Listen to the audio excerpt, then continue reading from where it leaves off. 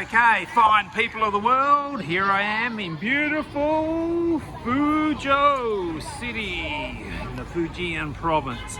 I thought, hey, I might as well make a video and I'll show you and tell you about some things that you probably don't know, or definitely probably don't know about China. And really, the only way you would know is if you lived here.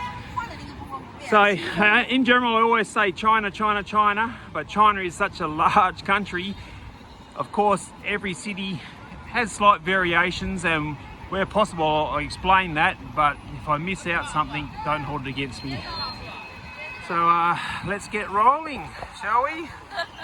Such a big place, every local government basically runs their own province in slightly different ways, but for this province I live in, every main public holiday we have all free public transport, which is pretty cool. Free subway, free bus, can't argue with that. The interesting thing here in China is predominantly all hairdressers are male. Okay, like in, well, just for Australia they're mainly female, but in China they're all male, and that's predominantly because people believe that it's a hard job. Anyhow, it's a hard job and they stand up all day and they're more creative. Now, I don't agree with that, but that's why. Okay, when it comes to the traffic, everyone here, all cars left-hand drive, and we drive on the right-hand side of the road, and you can always right turn regardless of whatever the traffic lights is. So you don't have to stop at the traffic light if you're turning right. And for your car registration, it's just a one-off fee. So when you buy your car, you pay for your license plate, and that's it, you're done. You never need to pay it ever again, the whole duration that you hold or own that car. Unlike many countries where it's an annual fee. Comes to shopping, if you're ever shopping in China, you see a sign like this, sale 3. The lower the number, the higher the discount. Okay, so if you ever see a 1, it means basically getting 90% off. If it's a 9, you're getting 10% off. So very confusing for a lot of people, but that's what you want to be aware of. Here in China, another thing is when you're sick, you don't actually go to like a doctor's clinic. You go to the hospital. They do have some medical clinics spread out throughout your neighbourhoods and stuff, but they're mainly if you had like a cold or something perhaps. And all hospitals are specific for a certain thing. So if you had, today I'm in the eye hospital because my daughter has to have her eyes checked. Now you can go to the optician, but these places do everything, they're all in one. So yeah, if you had eye problem, go to the eye hospital. Got cancer, you go to the cancer hospital. Maternity hospital. Even you have like a heart problem, go to like a heart hospital. They're very specific, they have specific built hospitals. Pay to use, but very, very cheap, like extremely cheap to go see a doctor. And excellent care and service as well. They really know what they're doing here. While gambling is illegal here in China, they do have lotteries. They have scratchies, scratch a match if you're lucky enough. And they also have like welfare lottery, where you can just take like your lot of numbers, but there is no legal gambling like casinos, horse racing, etc. Okay, you're very privileged. Going to give you an insight into a Chinese wedding. Very loud. I hope you can hear me. The bride and groom. Chinese wedding is a pretty similar format. This is just a reception. They've actually already been married. Could have happened a couple of days ago, probably. And in China, normally, depending if the bride and groom live in the same city or not, they'll have 2 receptions. One in the female city, one in the male city. And just give you a brief overlook. Usually they're very big sort of events, very loud. You don't give wedding gifts, you give hongbao, lucky money. Every city varies the amount. Normal amount would be maybe 500 RMB. And for the food, they follow pretty much the same sort of format, a traditional format. They give you abalone, lobster, plus some local cuisine. Ample food you'll be eating for hours, and they'll normally give you some gifts. So we've got bottles of cooking oil and boxes of chocolate. And I won't go too much into the other side of getting married. like the dowry and all those sort of things. Maybe that'd be another video for another day, but there you go. Chinese wedding. That's that every day, do you? Comes to subways. All subways have elevator access for every stop, every station. So generally there will be 4 entrances, 1, 2, one over there you can't see 3, and one down there 4, and there'll always be an elevator for people who are handicapped or have a lot of luggage or have prams and etc, things like that. And the subway stations usually vary city to city, but usually 6 o'clock till maybe 12 o'clock at night is their opening hours. Very clean, excellent amenities, so always use it. For cars, any car that has a green license plate, like all these cars here, that means they are electric. And the cars that are blue means that they are conventional combustion motors. When it comes to schooling, the time changes from when they go and finish school, from summer to winter. And in general, they'll start around 8 o'clock in the morning, 11:30 they'll stop, have a 2-hour lunch break, go home, eat their lunch, come back, commence lessons at 2 o'clock and finish around 4:30. But like I said, it alternates between summer and winter depending on the sun time and the heat. Extra calls, don't worry, got you covered here in China. All cities are inundated with public toilets, especially let's say any decent city, half decent city, and they're open generally 24 hours a day for a lot of them, but not all, and they are manned 24 hours a day. You see there's the janitor there, keep them nice and clean for everyone. So if you come to China, you need to go to the toilet, unlike many places where you do whatever you can not to go into the public toilet. Use them because they are extremely clean and hygienic. I made a video about that, so you can watch it if you want to do on my channel.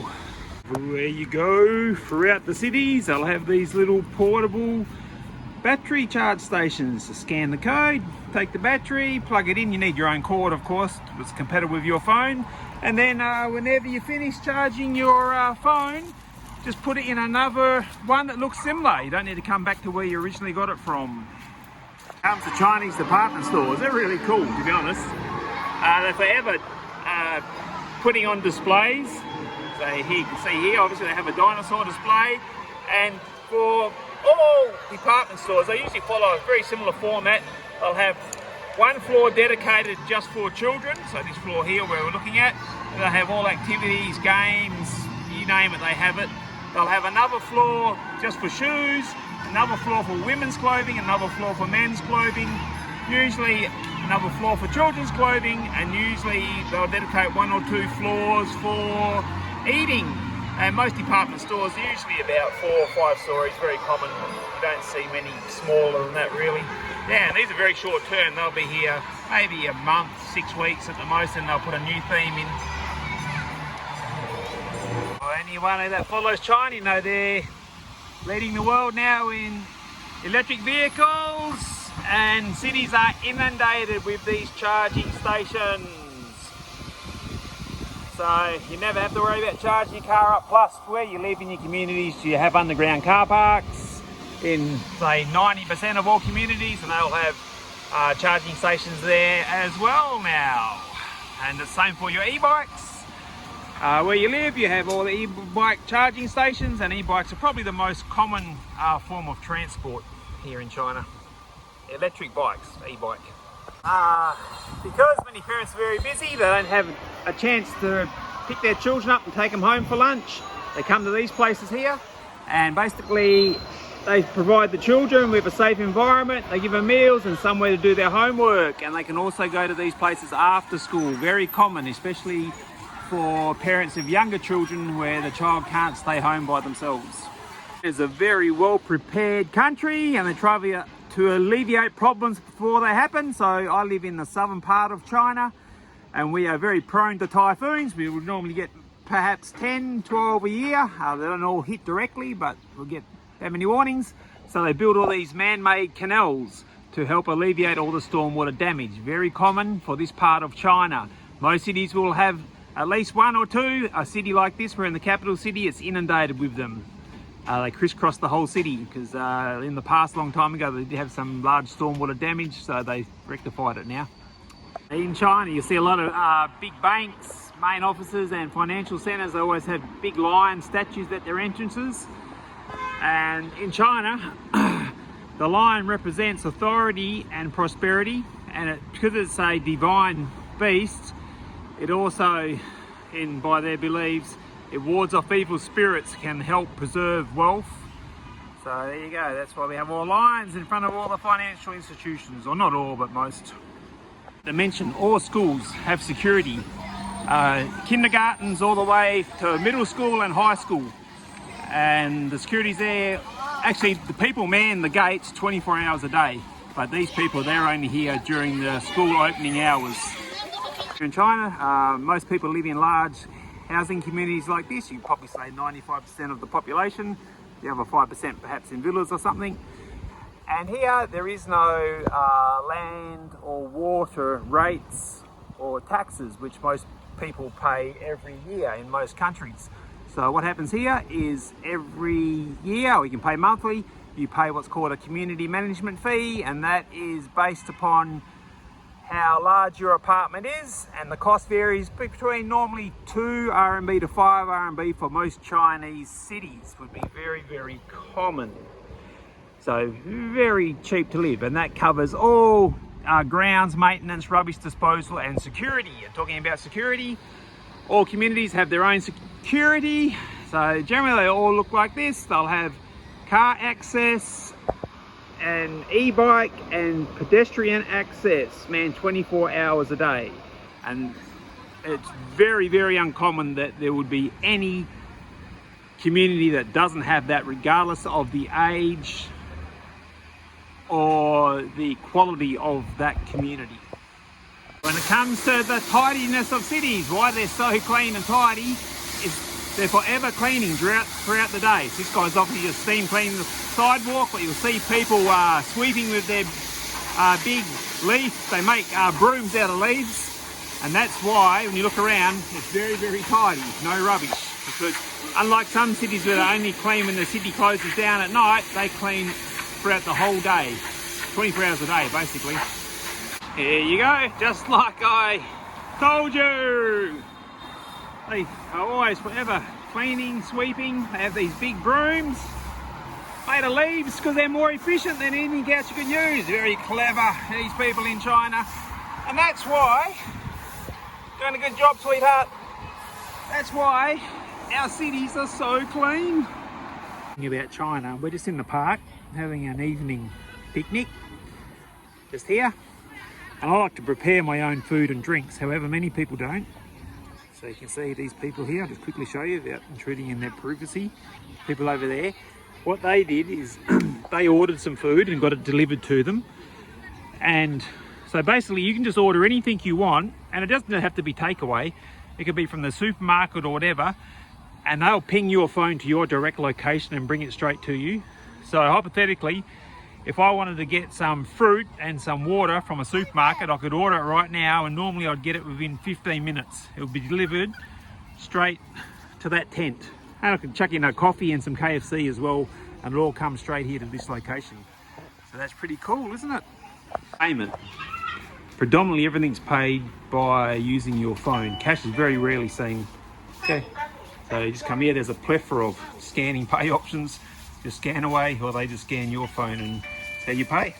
Okay, another thing when it comes to vehicles and vehicle registration is in the tier 2 cities or below, you can just purchase a car and get it licensed straight away. And you just pay the licensing fee like I explained earlier.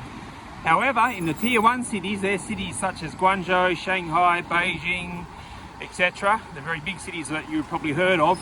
It's a different case. There, you can't just buy a car and license it. You need to either go into a lottery, and the lottery you have about 0.1% chance of winning. So on average, it would take a person perhaps 8 years before they could buy a car that they can license, or you can go into an auction. Now, you see over here, past this bus here, there's the green license plates. Like I told you before, means EV. Currently, even in the tier 1 cities, if you buy an EV, you get automatic licensing as their process of trying to push electric vehicles onto society. However, I believe that policy is going to finish the end of this year or sometime next year. So it's not as simple as you think for the big cities to just own a car.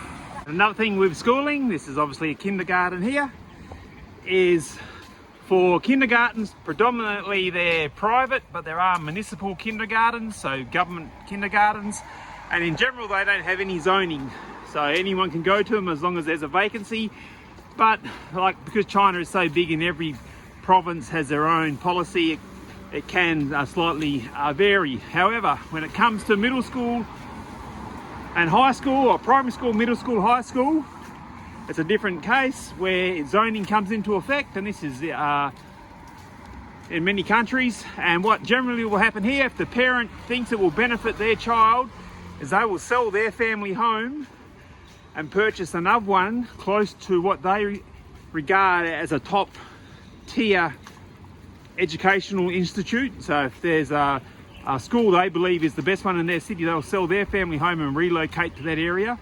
Or if their family has enough money, they'll just purchase a very small apartment, like a 1-bedroom apartment, which will allow access for their child to go to that school. Very, very common here in China. So grocery shopping and supermarkets. In general, they're quite similar to what you would see wherever you live. The key differences are they basically sell no canned or preserved foods, very small selection of frozen foods, and they all sell fresh seafood, where you just buy it straight out of the tanks live, as if you're in a fish market, but we're in a supermarket. And most places there, you can just buy a fish or whatever, give it to them and they'll clean it, scale it, prep it for you. Nearly all Chinese supermarkets are like this, just the quality of the supermarket obviously varies. The only difference is if you went to somewhere like Walmart, they don't have sections like this, they're far behind. And to be honest, Chinese brands, businesses, companies, they surpass most foreign companies now in service and what they offer. I want to just show you just sort of the different foods they eat. It doesn't really fit in with my video, what I'm trying to do, but it's probably a curiosity for some people. So I'll just go as fast as I can. Let's have a lot of different styles of meats and sausages, chickens, dried meats, cooked meats.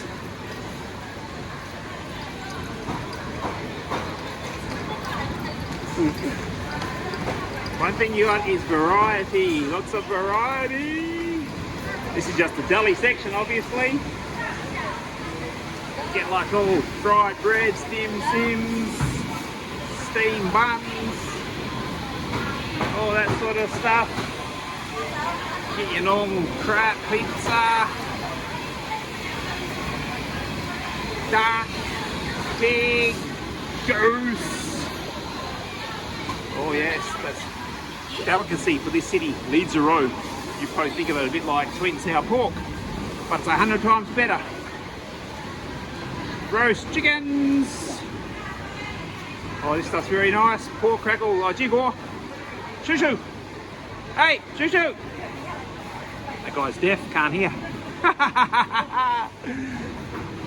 He's caught up in all the food. He's like, oh my God, it looks so delicious. Shoo shoo means uncle.